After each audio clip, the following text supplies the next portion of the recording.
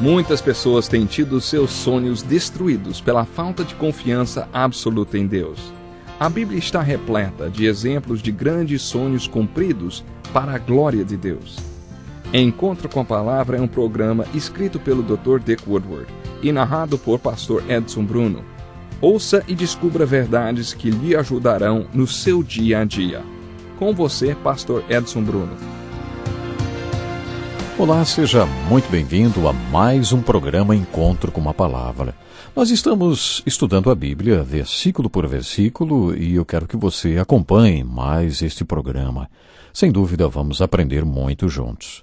No capítulo 6 de 1 Coríntios, Paulo aborda mais um problema da primeira igreja de Corinto. No começo do capítulo, ele tratou da imoralidade na igreja e, no final, enfocou a questão do testemunho dos cristãos. Em outra carta que Paulo havia escrito, a qual nunca tivemos acesso, ele instruiu os coríntios a não se associarem a pessoas imorais. Ao mesmo tempo, ele deixou claro que não estava se referindo aos imorais do mundo, porque devemos estar no mundo para que possamos nos relacionar com todas as pessoas que aqui estão, nos relacionar com os perdidos, por exemplo.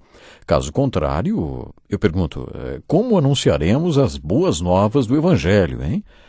A questão do testemunho do cristão levou Paulo a abordar outra questão relacionada à igreja de Corinto. Como já dissemos, Paulo gostava de abrir parênteses na sua argumentação para depois voltar ao tema principal. Foi o que aconteceu aqui. No versículo 9 do capítulo 6, Paulo voltou à questão da imoralidade entre os cristãos. O assunto sobre o testemunho do cristão no meio dos incrédulos o levou a outro problema. Os 8 primeiros versículos do capítulo 6 referem-se a este assunto. Se algum de vocês tem queixa contra outro irmão, como ousa apresentar a causa para ser julgada pelos ímpios em vez de levá-la aos santos? Vocês não sabem que os santos hão de julgar o mundo? Se vocês hão de julgar o mundo, acaso não são capazes de julgar as causas de menor importância? Vocês não sabem que haveremos de julgar os anjos, quanto mais as coisas desta vida? Portanto, se vocês têm questões relativas às coisas desta vida, designem para juízes os que são da igreja, mesmo que sejam os menos importantes. Digo isso para envergonhá-los. Acaso não há entre vocês alguém suficientemente sábio para julgar uma causa entre irmãos? Mas, ao invés disso, um irmão vai ao tribunal contra outro irmão, e isso diante de descrentes. O fato de haver litígios entre vocês já significa uma completa derrota. Por que não preferem sofrer a injustiça? Por que não preferem sofrer o prejuízo? Em vez disso, vocês mesmos causam injustiças e prejuízos, e isso contra irmãos. Sabe de uma coisa? O problema da igreja de Corinto, sobre o qual Paulo está falando agora, diz a respeito ao relacionamento entre os membros da igreja. Os crentes estavam enfrentando dificuldades para se entenderem, e isso chegou ao ponto de alguns que estavam levando as suas questões para serem resolvidas nos tribunais da justiça comum da cidade. Paulo ficou horrorizado com isso, principalmente depois do que tinha falado no capítulo 2 sobre sermos habitação do Espírito Santo, o que faz de nós homens espirituais. Você está lembrado? A pessoa que não é habitada pelo Espírito Santo não é espiritual e por isso não pode entender as coisas espirituais. Por outro lado, o homem espiritual entende tudo, mas não é compreendido pelo homem natural ou não espiritual. Este foi o ensino do capítulo 2. Você está lembrado? Pois bem, diante disto, como que os cristãos poderiam recorrer à justiça dos homens pagãos, apresentarem-se diante de um juiz pagão e dizer: somos homens espirituais, mas nós temos um problema e tal. Não temos sabedoria o suficiente para resolver nossos próprios problemas, apesar de termos o Espírito Santo e vocês não terem. Queremos que vocês sirvam de árbitros nessa nossa questão. Queremos que vocês nos ajudem nesta negociação. Sabe de uma coisa? Paulo foi profundamente irritado com tudo isso. Afinal, contrariava tudo que ele estava ensinando sobre a pregação do Evangelho, salvação e sobre o homem espiritual. Paulo então iniciou este capítulo dizendo assim, se algum de vocês tem queixa contra outro irmão, como ousa apresentar a causa para ser julgado pelos ímpios, ao invés de levá-lo aos santos, hein? Deu para entender o raciocínio de Paulo? Você consegue perceber por que aquilo era um grande problema para ele? Atente para o que Paulo disse no versículo 2. Vocês não sabem que os santos hão de julgar o mundo? Se vocês hão de julgar o mundo, acaso não são capazes de julgar as causas de menor importância?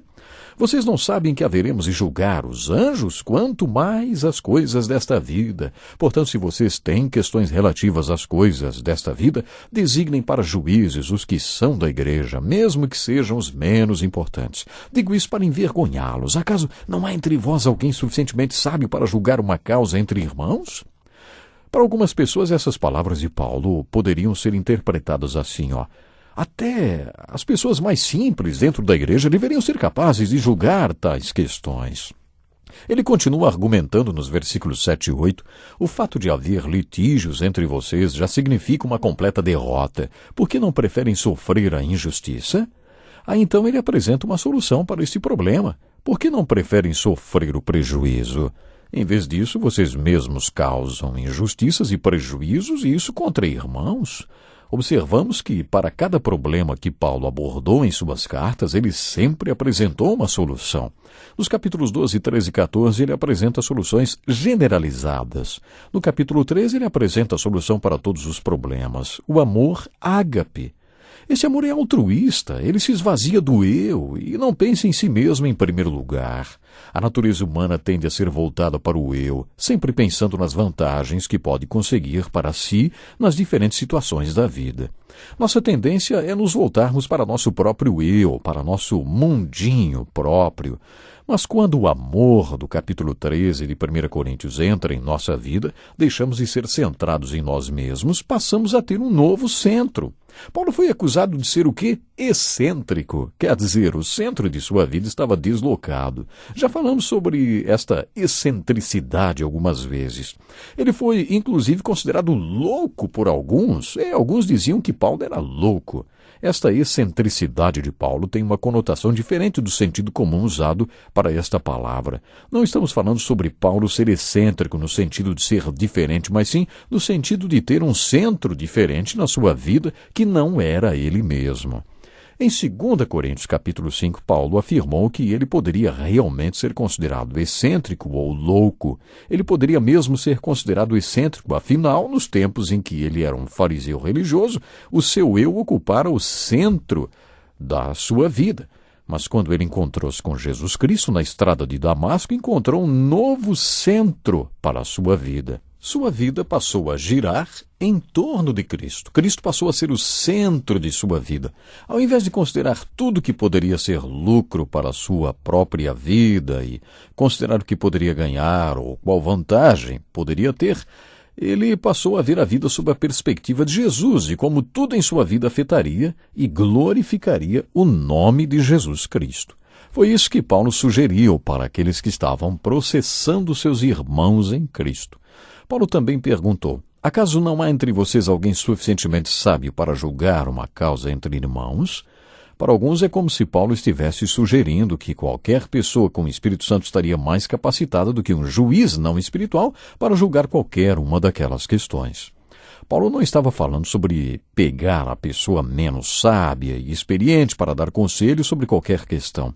A questão não era essa. A questão é que pessoas com o Espírito Santo estão mais qualificadas para entender as pessoas espirituais do que pessoas que não têm o Espírito Santo.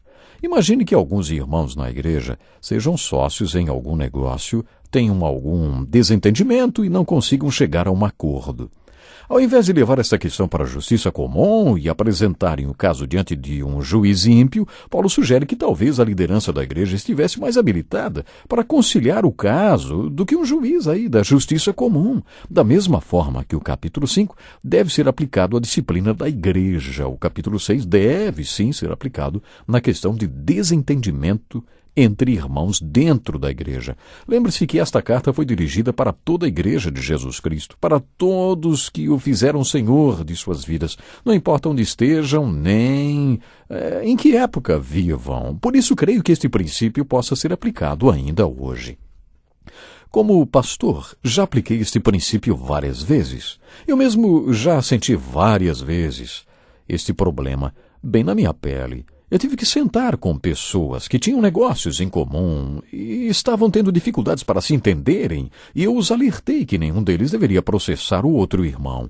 Eles me buscaram pedindo ajuda e alguns líderes da igreja ofereceram soluções para seus negócios. Depois de tratar esta questão, Paulo voltou a escrever sobre a questão da imoralidade e do pecado sexual. Ouça o que ele escreveu.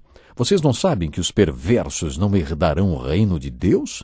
Não se deixem enganar. Nem imorais, nem idólatras, nem adúlteros, nem homossexuais passivos ou ativos, nem ladrões, nem avarentos, nem alcoólatras, nem caluniadores, nem trapaceiros herdarão o reino de Deus. Agora prestem atenção no versículo 11. Assim foram alguns de vocês, mas vocês foram lavados, foram santificados, foram justificados no nome do Senhor Jesus Cristo e no Espírito de nosso Deus. Que boa nova para todos nós! Paulo mencionou os ladrões, avarentos, caluniadores e trapaceiros e depois acrescentou a palavra mas. Mas fomos santificados e justificados em nome do Senhor Jesus e pelo Espírito do nosso Deus. Esta é a boa nova do Evangelho. Neste trecho da carta, Paulo voltou a falar sobre o pecado sexual e imoralidade que ele já tinha abordado no capítulo 5. Paulo fechou parênteses sobre a questão de um irmão processar outro irmão. Paulo tratou de dois assuntos quando abordou a questão de um irmão da igreja de Corinto processar outro. Primeiro, ele sugeriu que fosse melhor deixar que a outra pessoa ganhasse vantagem, a fim de que o nome de Deus fosse glorificado e a igreja não tivesse de passar pela situação de um irmão arrastar outro para os tribunais. Esta foi uma de suas soluções. A outra solução tem a ver com o cânon da lei, ou seja, a igreja opinando sobre os problemas que acontecem entre o povo de Deus, os líderes da igreja julgando questões que envolvem pessoas espirituais. Essas foram duas soluções específicas de Paulo. No capítulo 13, ele apresentou uma solução que se aplica a todos os problemas da igreja, uma solução geral para todos os problemas. E nós vamos ver qual é essa solução quando vamos estudar o capítulo 13. Eu gostaria de convidar você para estar comigo para o próximo programa. Nós vamos continuar estudando esta carta maravilhosa. E estamos aprendendo coisas preciosas. Eu diria para você, preste muita atenção em cada detalhe, em cada ensinamento que Paulo procura trazer, porque isto faz com que nós, com que você e eu, possamos viver uma vida cristã estruturada, possamos viver de bem com Deus, de bem com as pessoas que estão à nossa volta, enfim, de bem com a vida. E olha, viver de bem com Deus, de bem com a vida, de bem com todos aqueles que estão à nossa volta é a coisa mais importante que pode acontecer para nós. E através dessa salvação maravilhosa que recebemos em Jesus Cristo e dessa vida que podemos viver, claro, podemos viver uma vida digna, feliz. Então, até o próximo programa. Deus lhe abençoe. Que lição importantíssima. Obrigado, pastor Edson Bruno. Prezado ouvinte, coloque em prática o que você ouviu aqui. Sem dúvida, sua vida será grandemente abençoada. Este é um estudo escrito pelo Dr. Dick Woodward, na voz do pastor Edson Bruno. Escreva-nos e solicite o material. Nosso endereço é Encontro com a Palavra, Caixa Postal 2011, CEP 89201-970, Joinville, Santa Catarina. Até o nosso próximo Encontro com a Palavra.